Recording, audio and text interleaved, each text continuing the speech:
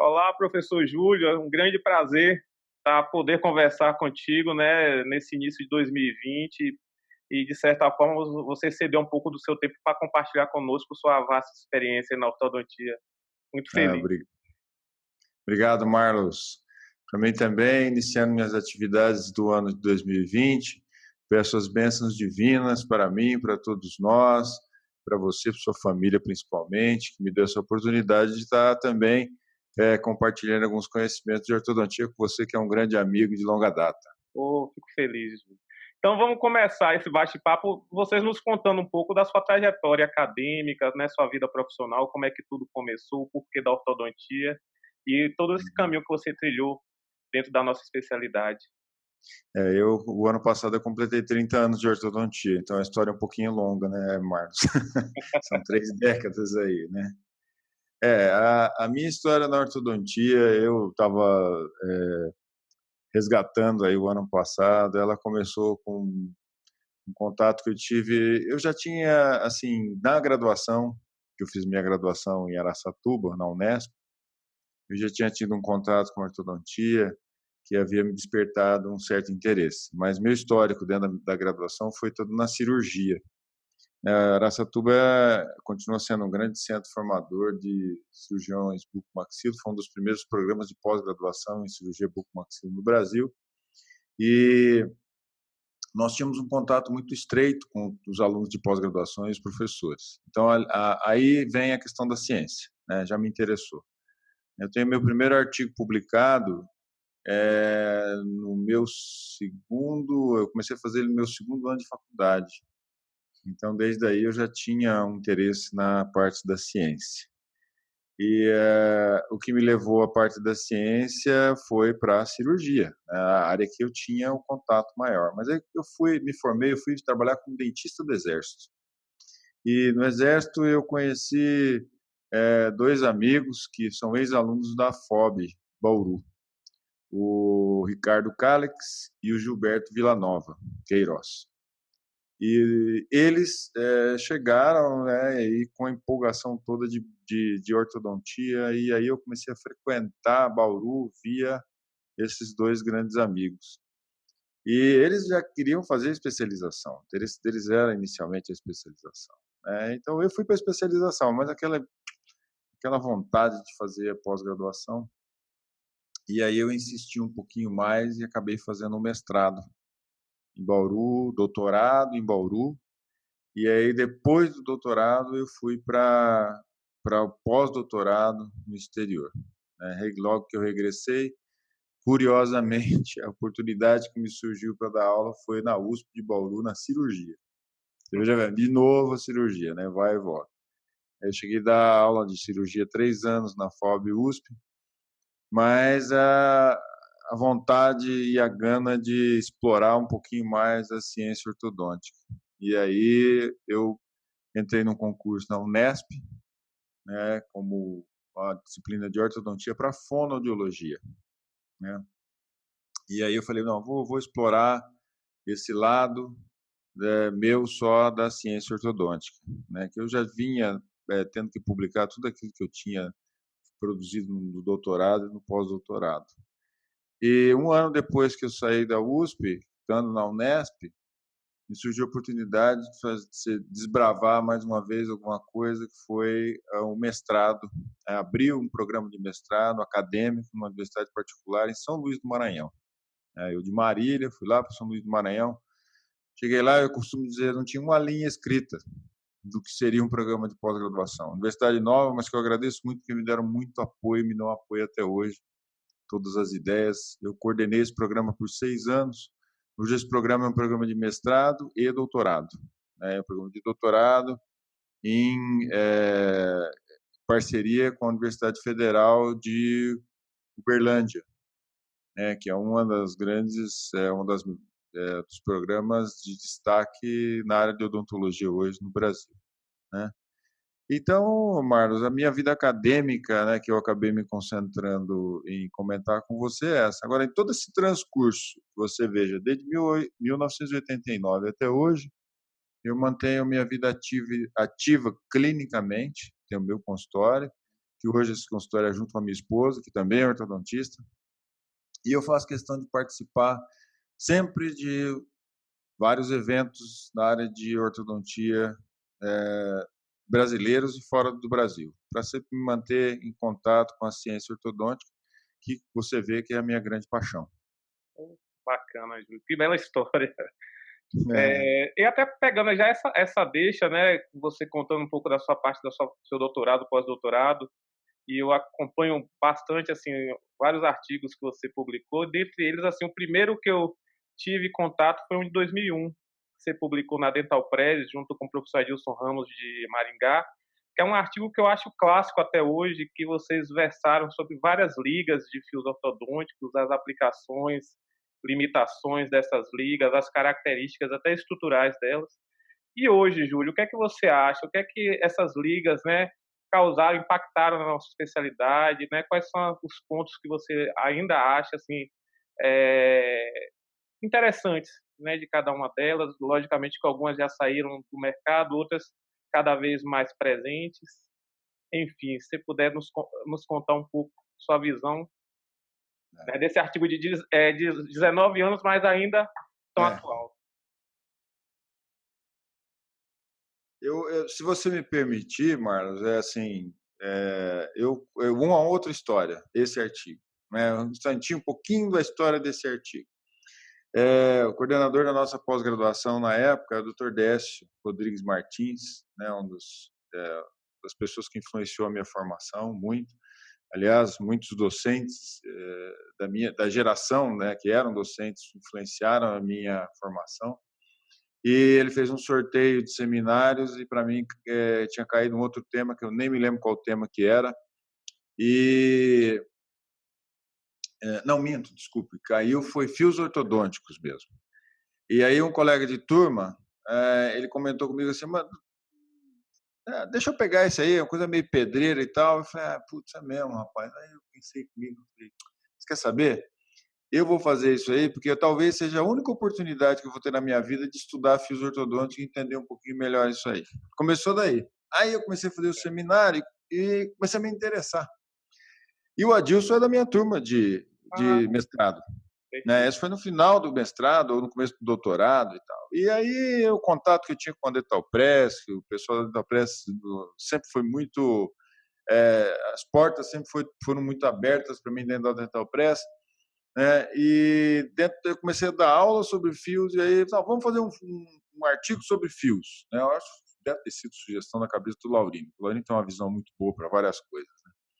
E aí eu falei, vamos. Aí eu falei, vou convidar o Adilson, que ele é de lá e vai me ajudar na redação. E foi, na verdade, esse artigo nasceu num bate-papo, como nós estamos tendo aqui.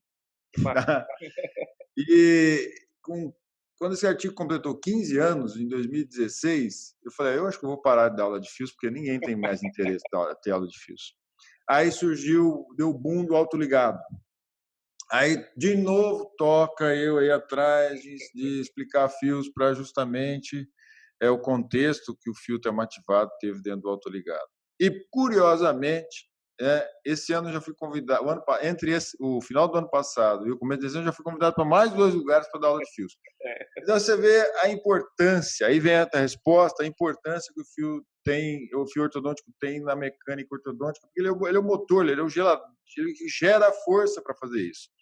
Então, a partir do momento que ele gera força e você consegue dosar e otimizar essa força, ele vai te ajudar a você ter melhores resultados, principalmente na fase do alinhamento e nivelamento, que é onde você não pode perder tempo, porque às vezes você tem tantos problemas para resolver, correções sagitais, verticais, refinamento do final do tratamento. Você consegue, com alinhamento e nivelamento mais rápido, você consegue identificar problemas de colagem, né, que você tem que recolar. Então, é uma série de fatores que me levam a crer que o profissional ortodontista ele tem que entender muito bem de ligas ortodônticas para poder ele selecionar a sua própria sequência de fios. Eu deixo tudo muito claro na minha aula, Marcos. Não existe uma sequência mágica e a minha sequência não é a melhor do mundo. Lógico que quem quiser utilizar a sequência que eu propago na minha aula vai me deixar contente. O ego. mas, na verdade, o que me deixa feliz como docente é que a pessoa entenda e ela possa dar opinião e estabelecer as próprias sequências de fios dela. O autoligado, você veja bem, eu gosto de usar o bracket autoligado, mas o autoligado, o benefício que o autoligado trouxe para a ortodontia, que é inegável, foi justamente ele incluir na mecânica ortodôntica a obrigatoriedade do uso do fio de níquel titânio termoativado, que é um excelente fio. Então, assim, eu acho que, para hoje, quem não usa fio de níquel titânio termoativado é porque é uma pessoa que acabou não se atualizando em fios, né? Que é a liga hoje que é o carro-chefe. E uma outra liga que eu gosto de fazer propaganda é o TMA. Né? Tem muitos usos do TMA que são interessantes e às vezes o pessoal deixa de usar por causa do custo, mas ele tem um benefício muito importante. Tá, eu acho que consegui responder a tua pergunta aí da questão da atualização, né, das ligas. Lógico, tem ligas novas, tem ideias promissoras, né? Mas eu prefiro me ater naquilo que é a realidade da ortodontia brasileira, que são essas duas ligas. O que é palpável, né? É. E até pegando já mais esse gancho, você terminou falando do TMA, eu tive a oportunidade de assistir algumas aulas suas, inclusive com hands-on, em que você utiliza, né, um arco de expansão confeccionado justamente com fio TMA, que ele tem várias aplicações. E como é que está a sua utilização clínica desse tipo de recurso hoje? O que é que quais são as vantagens, as indicações e as limitações também dele? Outra historinha, né? Então vamos lá. Eu acho que nós estamos uma conversa prévia nossa, né, Marcos? Nós estamos fazendo uma maneira diferente essa tua entrevista, né? Nós estamos fazendo ela por áudio, por vídeo, né? Foi uma ideia que nós compartilhamos aí num encontro que nós tivemos no Congresso da ABOR, lá no Rio. Falando, não, vamos ter papel escrito, vamos trocar uma ideia, bater papo, porque a gente gosta de conversar, né? Fica mais dinâmico. Você sabe que o primeiro hands-on, talvez o primeiro hands-on que me marcou de fio ortodôntico com arco de expansão foi num convite que a Ortodontia Contemporânea fez para mim.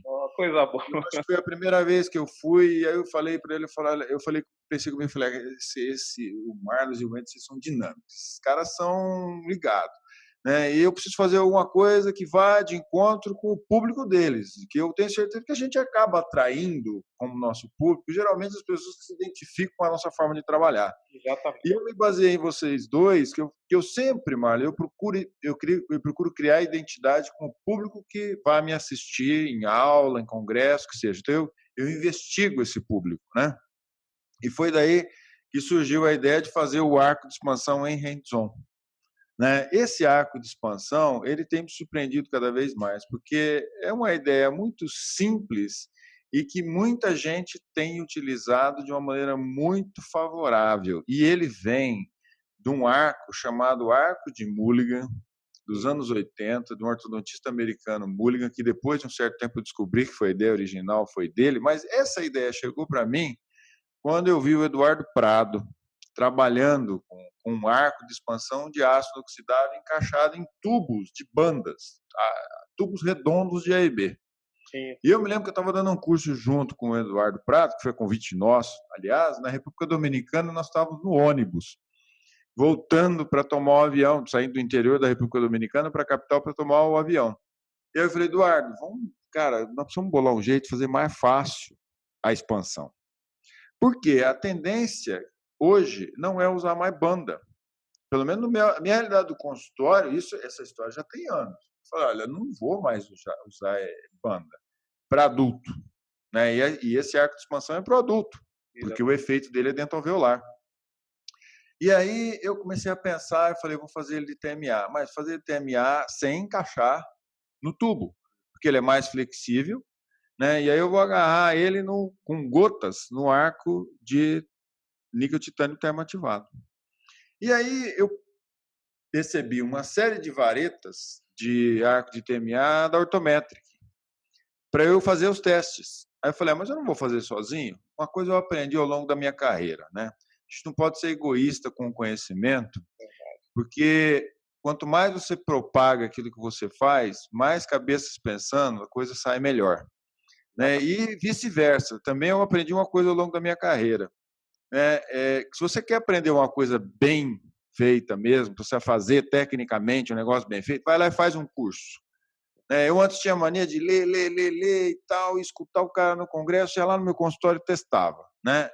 Então eu falei assim, não vou ficar testando isso aqui sozinho, não. Aí peguei aquele monte de vareta e dei uma parte para o Eduardo Prado e outra parte para o Fabrício Valarelli. Sim. Né? Eu falei, testa vocês. E eles continuaram fazendo encaixado em tubo, né? Porque era o que eles faziam, né? Aí eu falei, não, então tá bom, deixa eu começar a fazer isso aí encaixado em fio termoativado. E nós levamos uma mesa clínica do Congresso Americano, eu e 2 alunos do mestrado nosso, lá de São Luís. Rapaz, o pessoal do lado, nós não ganhamos porque lá o nível é muito alto, né? E é coisa de pesquisa clínica. Pra você ter uma ideia, quem ganhou essa mesa clínica esse ano foi o Adrian Becker, com detecção genética de alguma coisa. Você vê o nível de concorrência que nós tínhamos lá com eles, né? Com quem estava expondo. Mas o que me chamou muita atenção é que o pessoal que estava ao lado, os alunos de pós-graduação dos programas de ortodontia dos Estados Unidos e tal, eles iam lá e queriam aprender com a gente como fazia esse arco de expansão. Então, assim, é porque ele é muito simples, né? Por isso nós acabamos publicando ele no American Journal também, né? E até hoje a gente mostra esse arco aí, tem muita gente que utiliza ele, né? Coisa bacana. É um coringa, né, na mecânica ortodôntica também. É um efeito dentoalveolar para correção de uma mordida cruzada posterior ou uma constrição bimaxilar, mas com efeito dentoalveolar, né? Nada de abertura da expansão palatina mediana.